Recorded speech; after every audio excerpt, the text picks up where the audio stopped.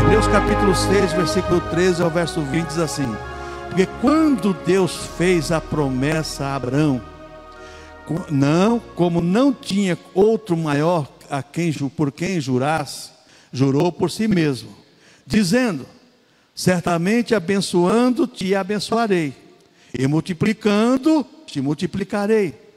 E assim, esperando com paciência, alcançou a promessa. Porque os homens certamente juram por alguém superior a eles, e o juramento para confirmação é, para eles, o fim de toda contenda. Pelo que, querendo Deus mostrar mais abundantemente a imutabilidade do seu conselho aos herdeiros da promessa, se interpôs com o juramento, para que por duas coisas imutáveis, nas quais é impossível que Deus minta, tenhamos a firme consolação, nós, os que pomos o nosso refúgio em reter a esperança proposta, a qual temos como âncora da alma, segura e firme, e que penetra até o interior do véu, onde Jesus, nosso precursor, entrou por nós, feito eternamente sumo sacerdote, segundo a ordem de Melquisedeque. Pai Santo, a Tua palavra foi lida, Senhor. Coloca, Senhor Deus, palavras através do Teu Espírito Santo, para que possamos aprender do Senhor nessa ministração, Pai. Nos ajuda em nome do Senhor Jesus Cristo. Amém. Irmãos, essa carta aos Hebreus, Epístola aos Hebreus, ninguém sabe quem escreveu, mas era uma pessoa que conhecia bem o sacerdócio do Antigo Testamento. E aqui nós vamos aprender nesta noite, com a ajuda de Deus, sobre algumas âncoras da nossa vida cristã. Âncora é um instrumento, se você queira uma ferramenta, usada em embarcações, navio, em canoa, em barco e assim por diante. Para que você apoie, ou você ancora, e você joga a âncora para sustentar o barco ou o navio, para não sair do lugar. A mesma coisa somos nós aqui, nós neste mundo. Se nós não estivermos ancorados em Cristo, em Sua palavra, nós não iremos suportar as provas desse mundo, irmãos. Não iremos suportar. Então eu quero estar com os irmãos, com a ajuda de Deus esta noite, sobre algumas âncoras para serem usadas por nós cristãos. Porque está disponível para nós, não é novidade, está disponível para nós na palavra de Deus. Só que muitas vezes nós não usamos essas ferramentas. Por quê? Porque nós somos descuidados. Nós muitas vezes ouvimos e não aprendemos. Ouvimos e não praticamos. Então nós deixamos de usar as ferramentas adequadas. Eu sempre falo, você não coloca no almoxarife de uma empresa grande uma pessoa que não conhece de almoxarifado. Senão você vai chegar lá, pedir uma ferramenta para o almoxarife, ele não sabe qual é a ferramenta. Então a mesma somos nós. Nós temos um manual de regra, fé e prática, e muitas vezes nós não conhecemos as ferramentas que Deus tem disponível para nós. Aí depois você vai ouvir certos caras na mídia aí, cobrando caro para falar: eu descobri. Ele não descobriu nada, já está revelado para nós aqui, é nós que não buscamos. Então eu quero falar sobre as âncoras para ser usadas pelos cristãos. Por que isso, irmãos?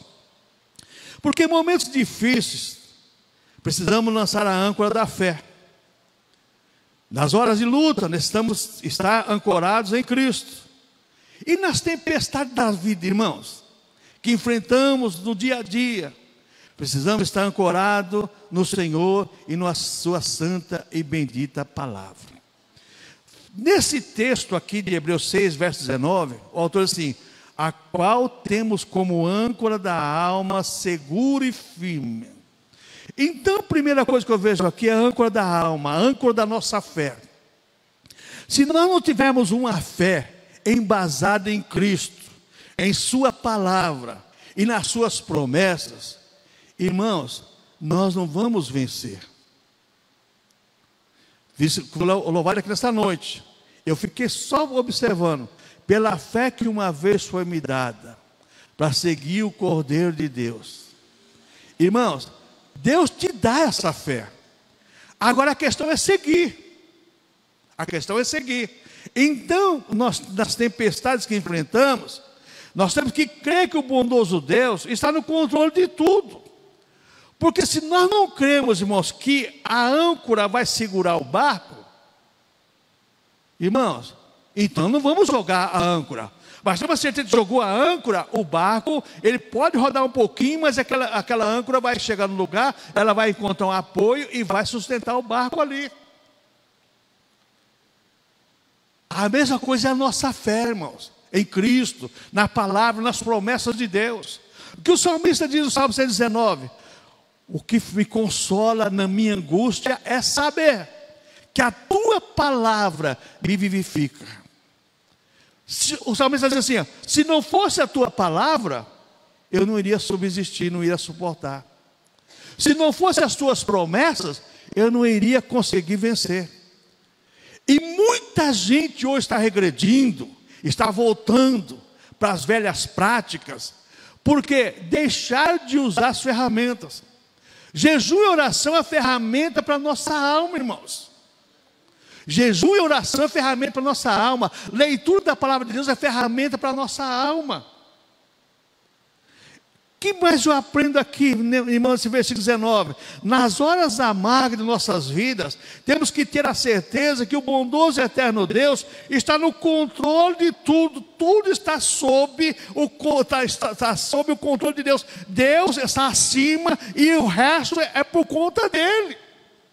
Quando eu ponho a mão no negócio, eu complico, irmãos. Por falta de fé, as pessoas querem resolver com o seu braço. Israel errou muito por causa disso. Ao invés de confiar em Deus, confiou no exército de Faraó, confiou no exército do Egito. Deus falou assim, ó: a minha força não está no braço da carne, não. A força de Deus é diferente, é espiritual. E muita gente hoje parece que crê nas suas convicções, parece que crê naquilo que adquiriu de Deus. Não, irmãos, nós temos que crer no Senhor. Nas horas das nossas mais densas trevas colocadas pelo nosso adversário, pela permissão de Deus, devemos ter certeza que Deus está permitindo para nós passarmos, para cantarmos a vitória. As pessoas, irmãos, está na luta, estou na prova, estou na dor, mas não espera cantar a vitória, contar a vitória. Só conta derrota, só conta... Irmãos, nós somos filhos de Deus. Deus não vai deixar os seus filhos perecer se nós confiarmos e cremos nele. Como é que começa o texto aqui? Porque quando Deus fez a promessa a Abraão, como não tinha outro maior por quem jurasse, jurou por si mesmo: Abraão, você vai ser pai de grande multidão, você vai herdar tudo isso aqui, mas primeiro você vai passar por uma prova. E ele confiou em Deus, e foi lido aqui em Hebreus 11. Hoje, irmãos, tem um camarada fazendo propaganda política aí, diz que a pessoa paga 20 milhões para me ouvir. Paga 20 milhões para me ouvir, porque gosta de ouvir minhas palestras, empresário. Eu não duvido, sabe por quê, irmãos? Que existe idiota para tudo. 91, 92 por aí, quando aquela americana lá que começou aquele negócio do G12, aquela coisa toda, a Shirley McQueen lá, veio no Anhembi e só tinha 2.000 vagas. Em 3 dias lotou. E sabe quanto que era a entrada por cada um? $2.000. Em 91, 92. $2.000 naquela época, a entrada para cada um. Eu tinha um aluno no Betel que pegou dinheiro emprestado para comprar a entrada.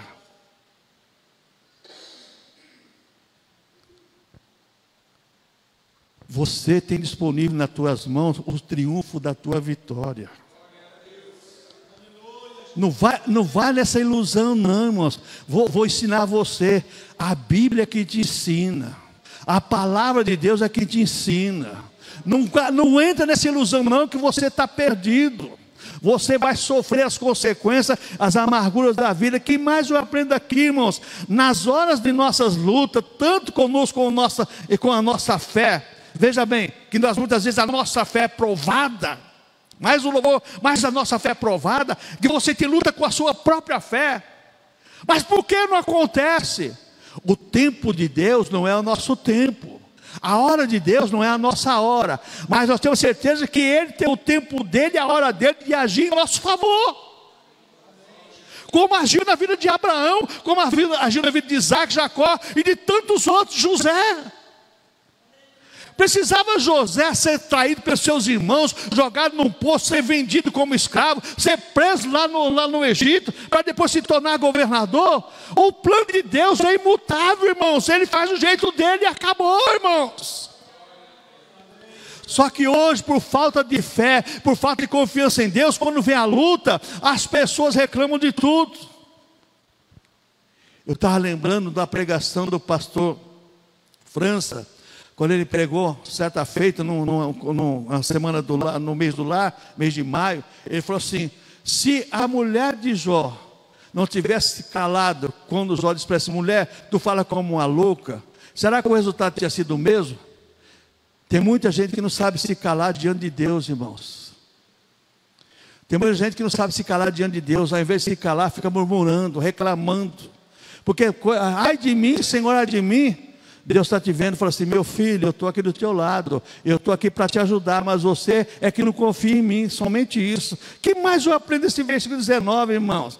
Nas horas, veja bem, que das lutas em nossa vida, tanto espiritual como material, você tem um Deus que contemplou a sua vida desde o começo até o fim e escreveu tudo, do começo ao fim está escrito e está nas mãos dele.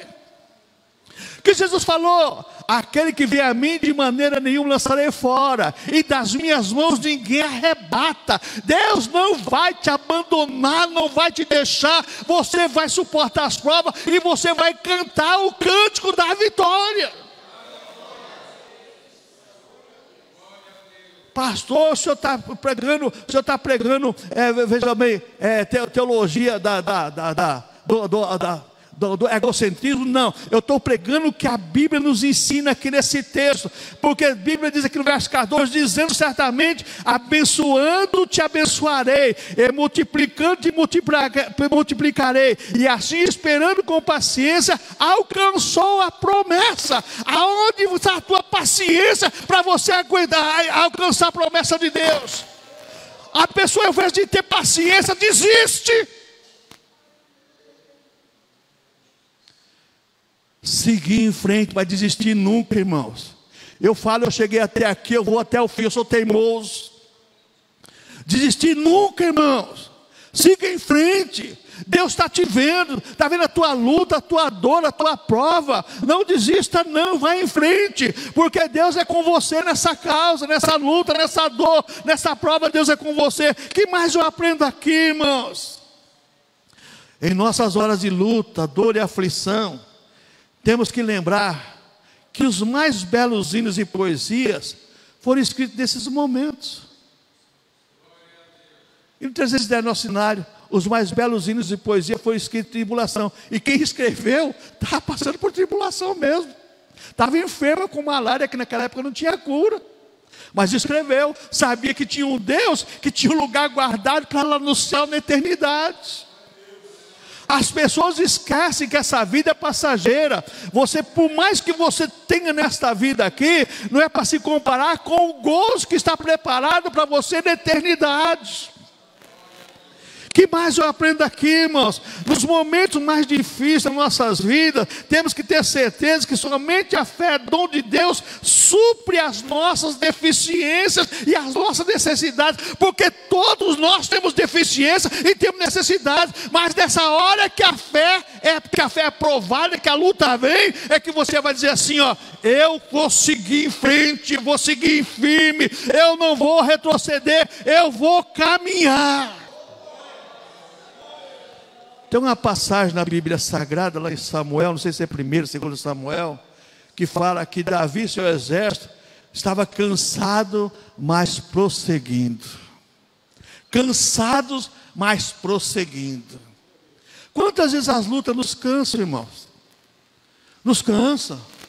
Quantas vezes já veio na minha mente, dá uma bica para cima e vai lá para a beira do Rio Paraná pescar, rapaz, viver lá comendo peixe, e pronto, está tudo certo.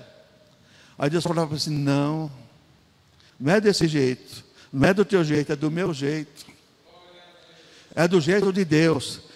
O que mais eu aprendo aqui, irmãos? Nos momentos de tormento dessa vida, nossa fé é a âncora, segura e firme, versículo 19, a qual temos como âncora da nossa alma, segura e firme, é a nossa fé, fé em Deus, nos dons que Deus nos dá, na palavra do Senhor, nas promessas do Senhor. Você tem promessa, Deus vai cumprir, Deus vai cumprir na tua vida. Outra coisa que eu aprendo aqui, irmãos, nesse texto, veja bem agora, o versículo 16, diz assim, olha: porque os homens certamente juram por alguém, superiores a eles, e o juramento para a confirmação é para eles o fim de toda contenda. Você jura? Juro por Deus, não fui eu não. Acabou o problema, né? Mesmo que é mentira, mas jurou por Deus, né? Deus não faz isso conosco. Deus jurou por si mesmo que seria fiel a Abraão, e foi. Deus jurou na cruz do Calvário que você estaria com Ele, Ele estaria conosco até a consumação do século, e Ele está conosco. Ele está conosco. Não vai te abandonar, não vai te rejeitar, não. Então, a esperança é crer e esperar em Deus, apesar das circunstâncias. Porque o problema do dia a dia, as circunstâncias do dia a dia, irmãos, é fácil falar. Você levantar de manhã cedo e você não ter café para você fazer café, você não ter pão para você comer, e você fala assim: ó, dá glória a Deus. Mas tem uma coisa, daí a pouco a barriga começa a roncar, e nessa hora você esperar no Senhor, falar assim: Senhor, e agora? Eu estava trabalhando um dia, e eu fui almoçar, na minha oração do almoço, e Deus, irmão, mas me tocou, sabe? Eu tenho muitos negócios de ver pessoas na minha frente, e eu estava orando para mim comer, e vejo aquela pessoa na minha frente. Falei: Jesus, que negócio é esse? Fiquei aquele negócio na minha mente, né? Aí cheguei em casa, falei para a Cleide: Cleide, eu vou na casa. Falou: o que você vai fazer? Eu falei: eu vou lá, porque eu vi aquela pessoa, estava orando na hora do almoço hoje, vi aquela pessoa na minha frente, vou ver. Aí cheguei lá: irmão, tudo bem aí? Ô irmão, está nada bem não, irmão. Aí tinha uma criancinha pequena, né? Eu falei: cadê a nenê? A minha irmã levou para a casa dela, para dar comida para ela, que nós estamos sem comida, sem gás, estamos sem nada. Falei: Deus, o Senhor mostrou, vim aqui. Não tinha muito, mas eu fui no mercado, naquela época era o mercado de São Jorge, né? Lá em São Jorge. Fui lá, fiz uma comprinha para eles, comprei o bujão de gás que não tinha. Irmãos, esse irmão e essa irmã choraram tanto de alegria. Senhor, que ele tinha passado uma mulher lá, falando para eles de manhã cedo: olha só como os crentes fazem, de manhã cedo: Deus vai prover para você. Só que Deus vai prover. Só que a pessoa sabia porque era parente, sabia a necessidade, mas não proveu nada, mas falou a verdade: Deus vai prover. Quem proveu foi Deus. Irmãos, está faltando alguma coisa na tua casa? Está faltando, mas você tem um Deus que supre. É só você crer, você confiar. Você tem um Deus que supre. Está faltando, mas eu tenho um Deus que fala assim: ó, não vai acabar o azeite nem a farinha, não. Vai ter azeite e farinha. É só você obedecer e você crer que não vai faltar. Mas hoje, irmãos, nós não cremos nisso não, porque presta atenção na viúva com fome. Olha o que ela falou para o profeta. E as pessoas usam para pedir dinheiro, né? Olha que a pessoa, o profeta, eu tenho um restinho de farinha, um pouquinho de azeite, vou fazer um bolinho para mim, para o meu filho, estou catando aqui os cavaquinhos aqui, assar e vou comer e esperar morrer. Não faz isso não. Faz um bolinho para mim, traz para mim, que não vai faltar farinha na panela, nem azeite na botija. Ela fez, o que aconteceu? Não faltou 3 anos sem chuva, não faltou azeite nem farinha. Esse é o teu Deus. Esse é o teu Deus. É para você confiar nesse Deus. Não é em falsas profecias, falsas mensagens, mentirosas, enganosas. Mas é o Deus verdadeiro, o Deus da Bíblia Sagrada. É o Deus que promete e cumpre. Aleluia, irmãos. Glória seja no nome do Senhor. Outra coisa que eu aprendo aqui, irmãos, a esperança é ter tudo, é ver tudo ao avesso e crer que Deus pode mudar tudo para o lado direito, para todas as coisas. Está tudo ao avesso, está tudo contrário, não tem jeito. Mas eu tenho um Deus que fala assim, ó, eu mando o redemoinho, coloco a coisa no lugar, eu faço a coisa virar ao avesso, do avesso para o direito. Esse é o Deus que nós servimos, irmãos. É o Deus dos cristãos. E os cristãos não estão confiando nesse Deus, não. Estão confiando muito em promessa de eu vou lá que eu vou ouvir fulano de tal. Não, você vai ouvir Deus, que Deus vai falar com você e Deus vai resolver os seus problemas. Amém, irmãos? A esperança é lançar âncora quando tudo está contra nós. Tudo está contra nós. Irmãos, você já prestou atenção naquele texto da Gênesis lá? Quando José interpreta o sonho dos prisioneiros lá, do copeiro e do padeiro. O que ele fala para o copeiro lá? Ó, não esquece de mim, hein? Nem lembrou do coitado do José. Se não fosse Deus tocar no coração, porque ele falou assim, agora me abomino, porque José que está lá na prisão, ele interpretou o meu sonho e aconteceu, e o sonho do padeiro também aconteceu, e se cumpriu na minha vida o que ele falou, e se cumpriu na vida do padeiro o que ele falou. Deus, irmãos, não é homem para que minta, nem filho do homem que se arrependa, não. Deus, Ele conhece o hoje, o amanhã e depois da manhã. Nós conhecemos o aqui e o agora. Você não sabe daqui 5 minutos o que vai acontecer. Ninguém sabe, irmãos. Mas Deus sabe. Deus sabe tudo. É por isso que Ele quer que nós confiamos nele, cremos nele e depositamos as nossas fé nele. Porque Ele é dono de tudo, Ele é do tempo, da hora, dos minutos, do segundo, tudo é de Deus. Então a âncora da esperança é crer como Abraão, que creu contra a esperança. Romanos 4,18, Paulo fala que mesmo contra a esperança, Abraão creu contra a esperança. Sendo um velho, Sara velha, mas ele creu. Eu tenho um Deus que prometeu? Eu tenho, então eu vou crer nesse Deus, vai acontecer. Vai acontecer. Hoje, irmãos, é mais fácil as pessoas crer numa profecia vendida do que na palavra de Deus. É verdade.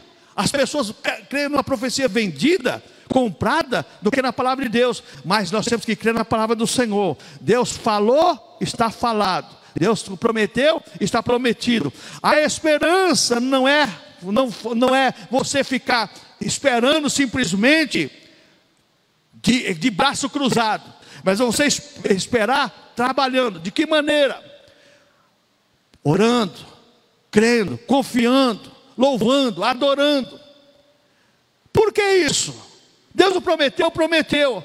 Mas quando você ora, você louva, você adora, você apressa Deus em seu favor. Irmãos, presta atenção no poder que tem o louvor, no poder que tem a adoração do cristão. Certa feita Israel ia para uma guerra, impossível de vencer. O que foi que o Josafá fez? Colocou os levitas para cantar. Irmãos, numa guerra, colocar cantor para ir cantando. Ô irmãos, mas é o que Deus quer. Você está numa guerra, tá? Então cante, louve, adora. Não desista não, siga em frente. Como esse menino foi louvado aqui da Ludmila Félio, né? Estava numa situação difícil também, morreu do câncer, mas fez esse louvor. Em tempo de guerra, nunca para de lutar não, vai em frente, vamos em frente. Você é um soldado, você é mulher, mas é soldado de Deus, soldado de Cristo. Somos soldados. Todos nós somos soldados para guerrear. Vamos em frente, não esmoreça não, siga em frente. Você tem na sua mão a espada, que é poderosa, que é a palavra de Deus. Outra coisa, irmãos, a esperança é aquietar a alma, é fazer como o salmista no Salmo 42:5, porque está abatido a minha alma, porque se perturba dentro de mim. Espera em Deus, pois ainda o louvarei, a Ele meu auxílio, meu Deus. Minha alma está abatida, mas eu ainda vou louvar Deus pelas promessas que Ele vai cumprir na minha vida, e eu vou cantar o cântico da vitória.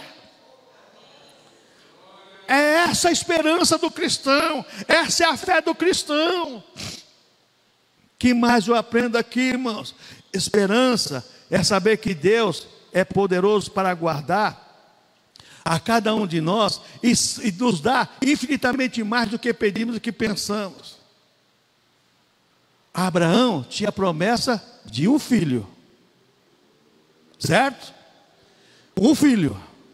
Só que depois da morte de Sara, Abraão casou com Quetura. E quantos filhos Abraão teve? Um monte.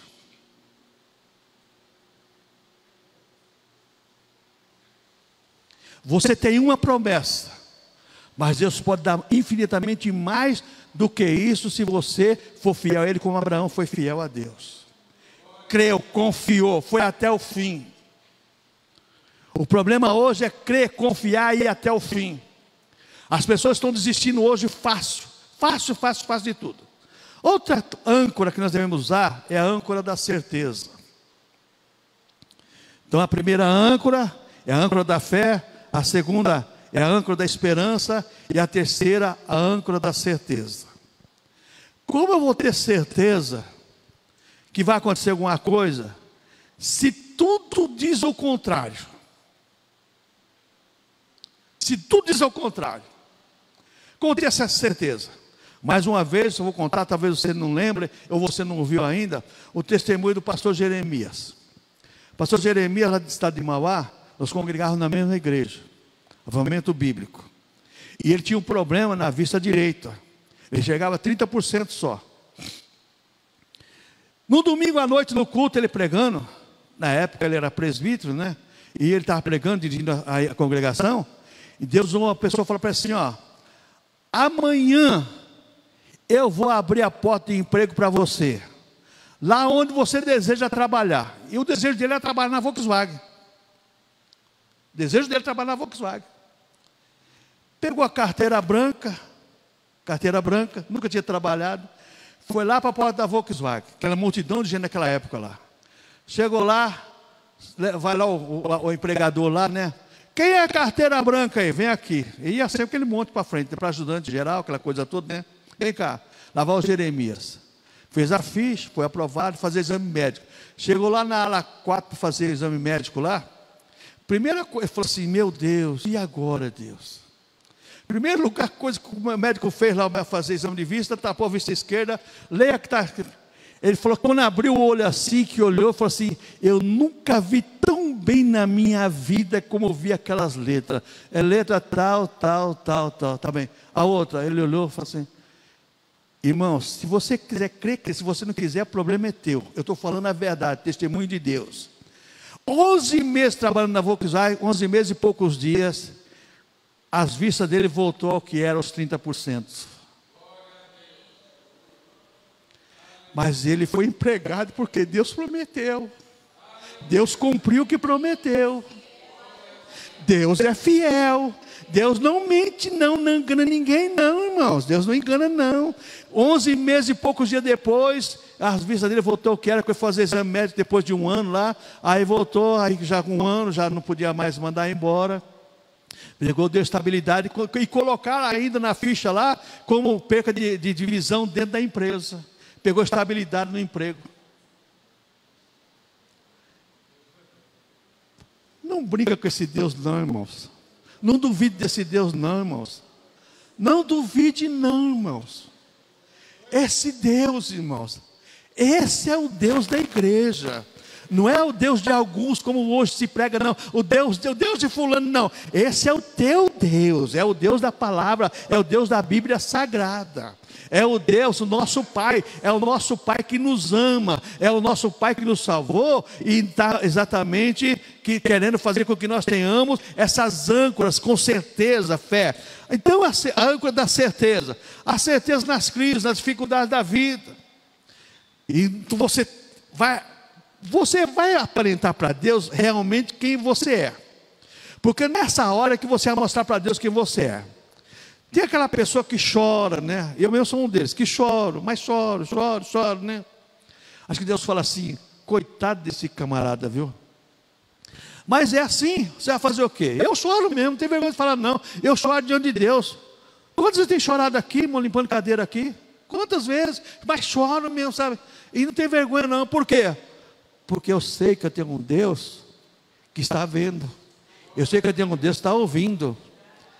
Então eu confio nesse Deus, eu creio nesse Deus. Então as crises, as dificuldades, elas denunciam somente os covardes. Os covardes que retrocedem, que voltam. Porque Deus chamou Gideão e falou assim: Gideão, tem 32 mil. É muita gente. Fala para os covardes, os medrosos voltar, porque isso só vai atrapalhar só. Quando você não tem medo, você segue em frente. Mas na hora da crise e da peleja, da guerra, você não pode ser covarde, você tem que seguir em frente, você tem que ir em frente. O covarde corre, bateu o pé e corre. Mas o corajoso, ele vai em frente, porque ele sabe que ele tem um Deus que está cuidando dele. Então, as crises e dificuldades também apontam para os vencedores e a vitória. Aponta primeiro para os covardes que voltam e os vencedores. Só com 300 só. E tem uma coisa, não vai levar arma, não vai levar nada. É tocha e cântaro. Você é doido. Esse é o Deus. Mas que negócio é esse? Esse é o teu Deus, irmãos, porque a guerra não é tua, a guerra é dele. A guerra não é de Gideão, a guerra era de Deus. E ele vai agir da maneira dele. Não é com armas, é com tocha e cântaro. Ô irmãos, que Deus terrível, né? Que Deus terrível. Eu vou ganhar essa guerra desse jeito? Vou. Por quê? Porque Deus falou que vou ganhar, e vou ganhar, porque Ele vai estar na batalha, não sou eu que estou na batalha. Então você vai ver uma coisa aqui agora, mas as crises, as dificuldades, nem os covardes, sempre, com certeza que sempre vão retornar, porque não confiam e não creem em Deus. Agora as pessoas que confiam e creem em Deus, eles vão seguir, vão pagar o preço, eles vão pagar o preço, eles vão em frente. Eles vão seguir em frente, vai pagar o preço. Outra coisa, irmãos, certeza não é somente em termos de bênção, mas também no crescimento espiritual. Porque muitas lutas, irmãos, são para nós, para crescimento espiritual. Às vezes nós temos que crescer espiritualmente. E que de maneira Deus faz você crescer espiritualmente? Eu já contei para os irmãos aqui, vou contar novamente. Sabe, eu estava terminando o seminário. Pensa num cara que conhecia a Bíblia. Eu era o camarada que vou te contar, né? Só. Aí uma noite, né? Eu estava, era eu e eu mesmo, né? É eu e eu mesmo. Dobro o joelho para orar. São clarão me pega assim. Fala: João, vem. Eu saí de dentro de mim. Minha carcaça ficou lá de joelho. A Cleide disse que viu um clarão, ela dormiu. Eu sei que não era 10 horas da noite. Sabe que hora que eu fui voltar assim? 10 para 7 da manhã, porque a Sheila estava chamando, que era pequenininha. Pai, quero ir no banheiro. Aí essa voz me levou. João, segue. E eu queria ver quem falava comigo, só que eu não via quem falava comigo. E eu comecei a andar e comecei a ver coisas, irmãos, que eu nunca tinha visto. Cores. Aquela pessoa me levou no lugar: senta aí, João. Eu queria ver onde é sentar. Senta, João. Eu pegava, colocava a mão assim: senta, João. Eu sentava, porque eu apalpava, não sentia nada, mas eu sentava, e a cadeira macia. Pega e come, João. Eu queria ver o que ia comer. Não via. Mas pegava a mão assim, pegava, coloquei na boca. Eu trabalhei de garçom no hotel, irmãos, de primeira. E eu nunca comi com uma coisa tão deliciosa como aquilo. Aí eu fui entender. As coisas é pela fé, não é pelo que vê. Presta atenção, que eu queria apalpar para ver onde eu ia sentar. Eu queria ver a pessoa que falava comigo e não via. Eu queria ver o que eu ia comer e não via. A vida do cristão, o que Paulo fala? Nós andamos por fé e não por vista. Você tem que ter fé em Deus, confiar em Deus e certeza no Deus que vai agir em favor da tua vida. Porque esse é o nosso Deus. Esse é o Deus da Bíblia Sagrada. Aquilo me quebrou, irmãos. Eu voltei a ser o João normal, né? Porque eu estava muito alto, irmãos. Vixe, meu Deus, olha só, né? E você sabe que se você não tiver os pés no chão e Deus não te der uma quebrada, você vai sentir o bam. É o dono da história. É o que acontece com muita gente. Você viu essa semana nos Estados Unidos lá, né? O que aconteceu? O grande pregador, número 1 dos Estados Unidos, né? E ainda o camarada, né? Ainda conta uma história que só Deus, olha, irmão, só Deus pode ter misericórdia. Mas vamos caminhando aqui. Certeza nos mostra que temos que lutar pelas nossas vidas. A certeza mostra que você tem que lutar pela tua vida, pelo teu lar, pela tua família, pelo teu trabalho. Você tem que lutar? Tem que lutar. Você tem que lutar. Quarta âncora que você tem que usar, e essa é a mais difícil, é a âncora da oração. Eu peguei uma doença boa. Todas as noites, das 2 às 3 da manhã, eu tenho que levantar para orar. Se eu não levantar e orar, eu não durmo. Esse é costume de velho, é verdade, é costume de velho, mas é um bom costume. É um bom costume. Você tem que pegar uns costumes de orar. Orar é costume. Você tem que acostumar. É duro, irmãos. É duro. Quando nós morávamos em Santo André, tinha uma irmã que congregava conosco, ela não tinha família aqui em São Paulo. E ela foi morar conosco, né? A Cleide levou ela para morar conosco, uma jovem. E a Olívia, era impressionante como aquela jovem orava. Às vezes ela dobrava o joelho, né? Ela dobrava o joelho para orar. Ela dormia na sala, né? No sofá. Depois arrumei uma cama para ela. Aí ela dobrava o joelho. E você acordava de madrugada e a Olívia orando ainda, irmãos. Mas o que Deus fez na vida daquela jovem, olha, irmãos, foi coisa tremenda. Então essa âncora da oração é a âncora mais difícil, mas é a âncora que vai resolver muito dos seus problemas e das suas dores. Muitos dos seus problemas e suas dores vai ser resolvido com a âncora da oração. Quando você começa a orar, a buscar a Deus. O que a Bíblia fala? Daniel orava o quê? 3 vezes ao dia. Tem pessoas que não oram nem de manhã, irmãos. Só vai à noite, quando vai dormir ainda, se eu estou com sono, em paz me deito, logo pego no sono, porque o Senhor me fez bem. Amém. Não é assim não, irmãos.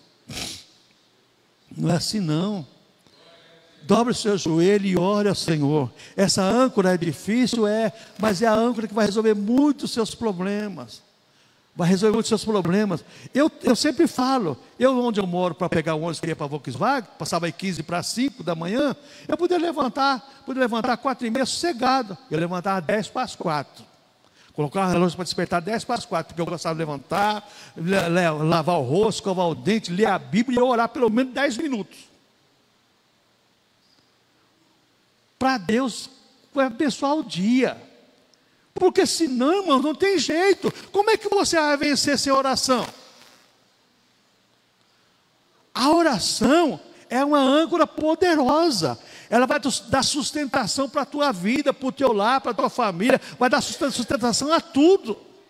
A Bíblia fala que Daniel orava 3 vezes ao dia. Então, a certeza, porque a oração, na crise das dificuldades das nossas vidas, você vai ver exatamente que você está lutando, e a sua luta não é vã, porque você está colocando seus problemas no altar do Senhor. Quando você coloca os seus problemas no altar do Senhor, a luta já não passa mais a ser sua. Você já agora tem um companheiro de luta, que é o próprio Senhor. É o próprio Senhor. É Ele que vai lutar junto com você. Então você não vai estar sozinho. Se você não tiver a âncora da oração, e você não colocou no altar do Senhor, o que vai acontecer, irmãos? Você vai lutar com as suas forças, e com as suas forças você vai ser derrotado. Não existe cristão que vence pela sua força. Você vence pela sua fé em Deus, através das armas que Deus dá. Então, quando fazemos por nossas mãos, fazemos com canseira, mas quando fazemos pelas potentes mãos do Senhor, podemos descansar. Descansar embaixo das potentes mãos do Senhor, porque Ele vai te ajudar. É Ele que vai pegar você pela sua mão, e não você pegar na mão dele. É Ele que vai pegar você pela sua mão. Hoje se inverte tudo, as pessoas querem pegar na mão de Deus. Mas ora para que Deus pegue nas tuas mãos. Senão nós não vamos vencer, irmão. O que mais? Quando lutamos com as nossas forças, atrapalhamos muitas vezes os planos de Deus. Abraão fez isso. Quando tentou lutar com as suas forças, aceitou a sugestão da mulher, da própria esposa, arrumou uma complicação para a vida, irmãos. Até hoje está lá a complicação. Quando entregamos tudo ao Senhor, irmãos, estamos entregando nossas vidas para as realizações soberanas de Deus. Coloquei no altar do Senhor, agora Deus é que vai realizar o que Ele efetuar, está na mão dEle. Se Ele quiser, bem, se Ele não quiser, amém. Porque eu coloquei nas mãos do Senhor, então está tudo certo. Não devemos orar para a noite passar, mas para o dia nascer. Salmo 30, versículo 5, deixa bem claro isso. Você orar para a noite passar, mas o dia nascer.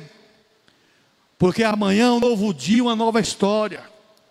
Você orou essa noite, amanhã tem perspectiva. Amanhã é um novo dia, uma nova história. Mas quando você não ora, amanhã vai continuar a mesma coisa. Outra coisa que eu vejo aqui, irmãos, não ore para que a noite passe, mas que chegue a luz do dia.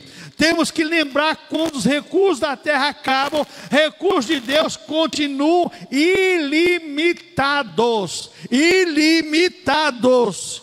Os recursos de Deus são ilimitados. Acabou os recursos do terreno, tá bom, mas eu tenho recursos do céu. Esse é ilimitado, esse não vai acabar não, nunca vai acabar. O celeiro do céu está repleto, está cheio, mas para quem busca, para quem vai lá buscar. E o capeta, nessa âncora da oração, é bom falar, que ele colocou no coração das pessoas, que as pessoas não precisam orar. Então o culto de oração é Pedro, João e Tiago, Maria e José. Só isso. Porque o capeta colocou, precisa orar não. Você ora na sua casa, aí você faz aquela oração atropelada, né? Em paz me deito, logo pego no sono, porque o Senhor me fez bem, amém, estou dormindo. Não é assim não, irmãos.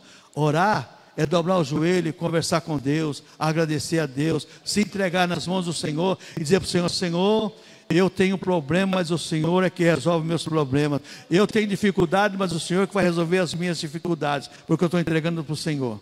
A oração faz os cristãos apoiarem, quiser ficar seguro nos tabernáculos celestiais. A oração faz você ficar seguro nos tabernáculos celestiais, porque você deixa de ver as coisas terrenas, você passa a ver as coisas dos céus, você passa a enxergar com outro olho, como disse Paulo, andamos não por vista, mas sim por fé. Você começa a ver as coisas diferentes. Está tudo avesso, tá? Eu sei que estou vendo tudo avesso, mas eu estou vendo que Deus vai colocar tudo direitinho, no lugar certinho, porque esse é o Deus que prometeu e vai cumprir. É exatamente isso. A oração faz nós vermos que as promessas de Deus são imutáveis, dignas de toda confiança. Digna de confiança. As promessas são imutáveis, não muda não. Prometeu, vai cumprir. E se Deus prometeu na sua palavra, Ele diz: passarão os céus e a terra, mas a minha palavra não passará. A palavra de Deus não passa, continua sendo a mesma hoje e hoje será eternamente. Foi ontem, hoje será eternamente. Para mim e para você, não existe ninguém superior nessas áreas das âncoras que nós colocamos aqui.